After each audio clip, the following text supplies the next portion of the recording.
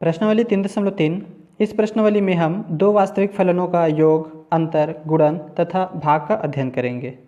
तो हम एक ऐसा प्रश्न ले लिए हैं जहां पर आपको ये सारी चीज़ें मिल जा रहे हैं। तो प्रश्न है आपका, यदि f(x) बराबर एक्स स्क्वायर प्लस 1 और g(x) बराबर x square minus 5x plus 6, तब ज्ञात कीजिए। फर्स्ट प्रश्न है f प्लस जी, दूसरा f माइनस जी, तीसरा एफ जी, चौथा f बाई जी और पांचवा है के एफ, के बिलोंग्स टू आर और छठवा है के जी, के बिलोंग्स टू आर।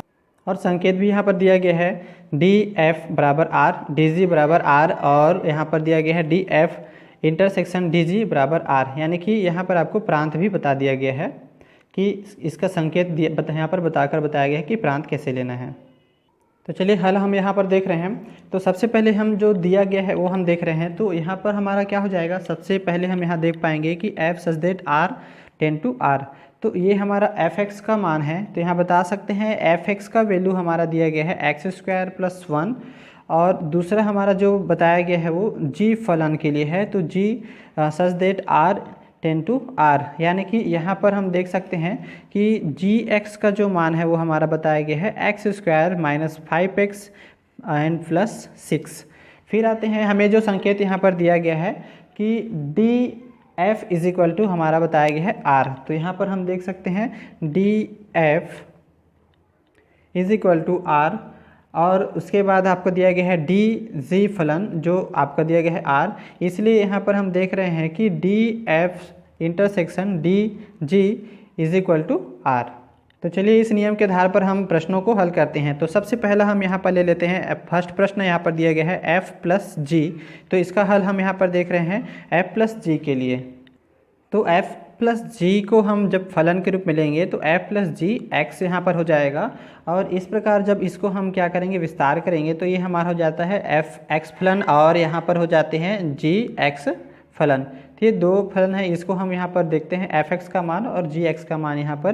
तो f(x) का मान यहाँ पर बताया गया है एक्स स्क्वायर प्लस 1 और g(x) का मान यहाँ पर दिया गया है x square minus 5x n plus 6। इस प्रकार इसका जो वैल्यू है वो हमें क्या प्राप्त हो रहा है, तो 2x square minus 5x n plus 7 for all x belongs to r।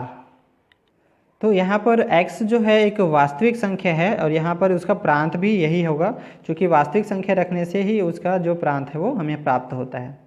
फिर दूसरा है f माइनस जी। तो हम यहाँ पर देख रहे हैं f माइनस जी का हमारा फलन क्या हो जाएगा, f minus g x is equal to F x n minus g x. इस प्रकार इस विस्तार होगा और एफ एक्स का जो हमारा वैल्यू दिया गया है वह है x square plus 1 and minus यहाँ पर आपका वैल्यू हो जाएगा x square minus 5x n plus 6 g x का वैल्यू। तो जब माइनस को हम यहाँ पर सॉल्व करेंगे तो यहाँ पर हमें प्राप्त हो जाएगा x square plus 1 minus x square n plus 5x and minus 6। इस प्रकार हमें क्या वैल्यू मिल रहा है, तो जब इसको सॉल्व करेंगे तो यहाँ हो जाएगा 5x माइनस 5, चूँकि x और x प्लस माइनस यहाँ पर कट जाएगा और 1 और 6 यहाँ चूँकि माइनस 6 है तो 1 यहाँ पर माइनस हो जाएंगे तो माइनस 5।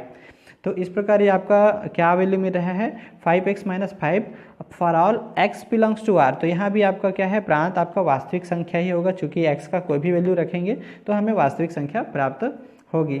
तो इस प्रकार हम चलते हैं तीसरे प्रश्न में। तो तीसरा हमारा दिया गया है एफ जी। अब इसे हम जब फलन के रूप में लिखेंगे तो एफ जी क्या हो जाएंगे, तो एफ जी एक्स हो जाएगा और यहाँ पर हमारा हो जाता है एफ एक्स इंटू जी एक्स।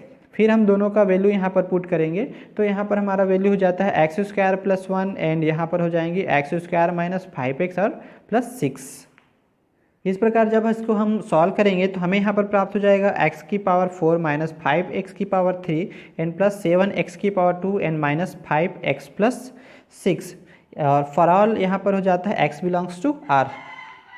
फिर एक क्वेश्चन 4f अपॉन जी यहाँ पर हमारा दिया गया है। तो यहाँ हो जाएगा f upon G of x is equal to F X upon हो जाता है G x is equal to F X का वैल्यू है एक्स स्क्वायर प्लस 1 और जी एक्स का वैल्यू है x square minus 5x and plus 6। तो इसे हम किस रूप में लिख सकते हैं, चूँकि एक्स स्क्वायर प्लस 1 है और नीचे हमारा हो जाता है x minus 2 and x minus 3। जब हम इनका क्या करेंगे, गुणनखंड करेंगे तो ये हमारा प्राप्त होता है। तो जब हमें ये गुणनखंड प्राप्त होता है तो हम प्रांत के नियम के अनुसार हमें पता है कि x का वैल्यू यहाँ पर क्या है, जैसे -2 है तो यहाँ पर ये 2 नहीं होना चाहिए, तो x बिलोंग्स टू r का जो है हमारा हो जाएगा माइनस, यहाँ पर शामिल करेंगे यहाँ से 2 और 3, क्योंकि x का वैल्यू ना 3 होना चाहिए और ना ही 2 होना चाहिए। फिर पांचवा है यहाँ पर k बिलोंग्स टू r।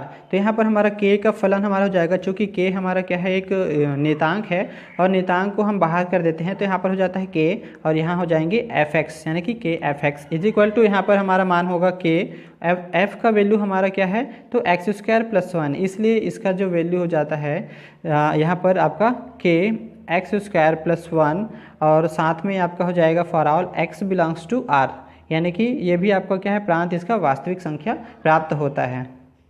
फिर आते हैं क्वेश्चन नंबर 6 में, k बिलोंग्स टू r। तो ये भी हमारा बिल्कुल पाँचवें जैसा है। तो kg में k आपका क्या है, एक स्थिरांक है यानी कि नियतांक है। तो यहाँ पर हमारा वैल्यू क्या हो जाएगा, तो k आपका बाहर हो जाएगा और g ऑफ x ये आपका फलन हो जाएगा। तो gx का वैल्यू हम यहाँ पर पुट करेंगे तो gx का वैल्यू क्या है, x² - 5x n + 6। इस प्रकार हमें यहाँ पर क्या प्राप्त हो जाएगा, तो k x² - 5x n + 6 और ये जो हमारा प्रांत होगा वो क्या होगा, for all x belongs to r होगा। तो इस प्रकार हम क्या कर सकते हैं, आसानी से ये सब चीज़ों को सॉल्व कर सकते हैं। तो ये हमारे बहुत ही अच्छे आपके दो फलन का वास्तविक रूप है आपका, जिसमें हम गुणन और आपका जो धन करना है और माइनस करना है, ये सारी चीज़ें आप इसमें आसानी से निकाल सकते हैं।